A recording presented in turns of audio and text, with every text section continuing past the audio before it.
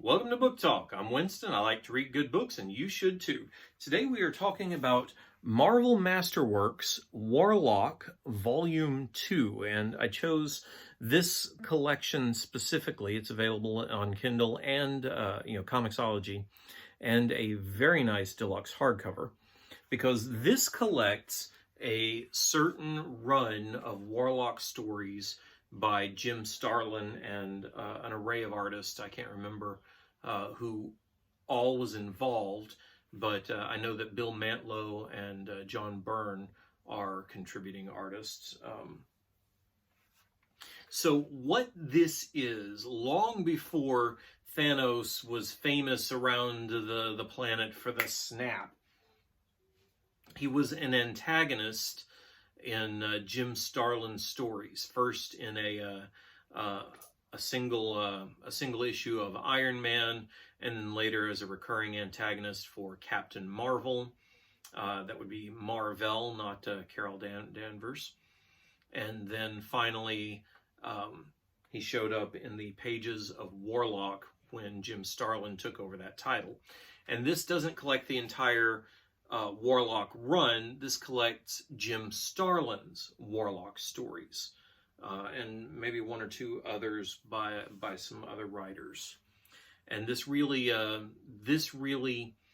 focuses on the story of Adam Warlock from the time that he is ready to encounter Thanos up until when that conflict ends.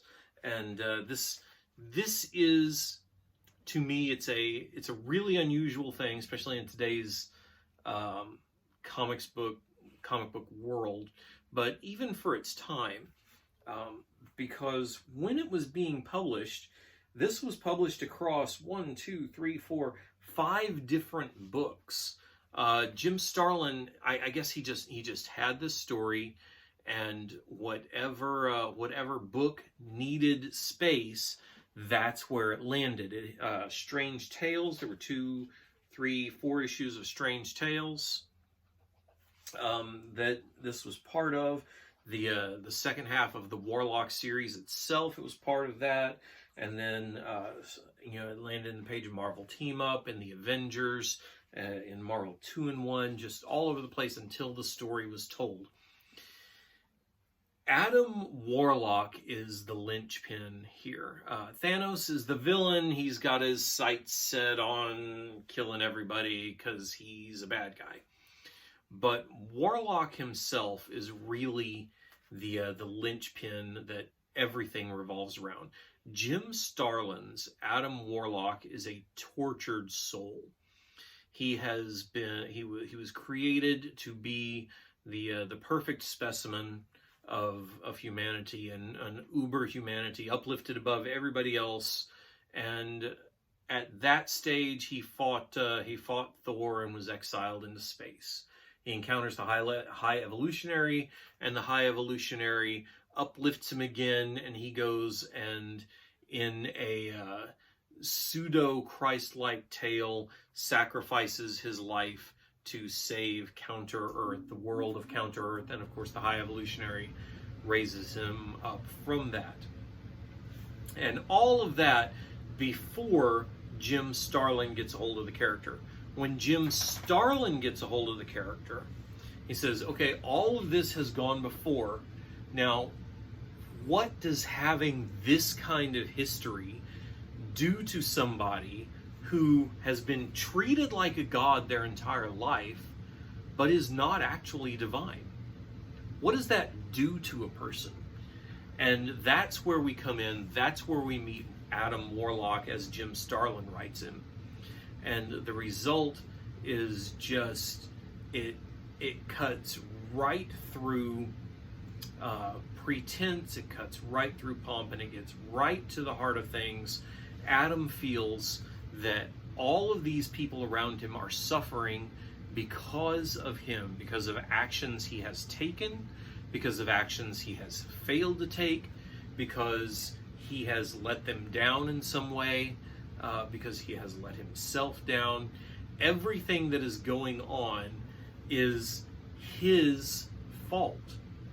And the journey that he goes through to the end of the book is one where he has to come to a place where he is ready and willing to give up absolutely everything in one last ditch effort to make things right.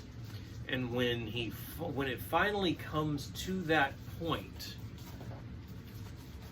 he gets his moment of epiphany, and he says, okay, this is the things that I have seen, I have been seeing them imperfectly. And the universe, I've gotten to see all of this cosmic adventure, and there's so much more to it, and there's so much grander beyond that. And the things that I thought were not important are terribly important, and the things that I thought were incredibly important really, it turns out, didn't really have a lasting impact. I love this story. This is I have bought this story so many times. I bought the reprints of the individual comics issues. That's how I discovered it. I bought it in graphic novel format when that was available. I've got the Kindle version. I love this story, and it just is just so much better that there's so much reality twisting and time bending shenanigans that goes on with Adam getting to the place where he has to, getting to the place where he finally achieves his own peace. And it's so great, because Adam's journey it's what happens after the hero's journey. And you don't see that very often at all. And you never see it done quite as well as this has, and with quite as much lasting impact on creators down the road as this has had, and with readers, with me. It has just had really such a powerful impact. So if you like good sci-fi, good comics, this is some of my very favorite. It's not perfect. There's a lot of it's a comic book from the 70s and 80s, and that's a certain style of comics that does not exist anymore. But when you start to read it, there is a beauty in this that could not be done in comics today. From the design of the panels, to the amount of space that they spend on dialogue, to just the crazy, zany, mind-bending depictions of twisting reality. It's incredible. I could talk about this one all night, but I'm not going to. I'm just going to assign it as your homework. Go out, read this one. This is your homework. This is a good book. Read it, and when you've done that, come on right back here, because there's more book talk yet to come.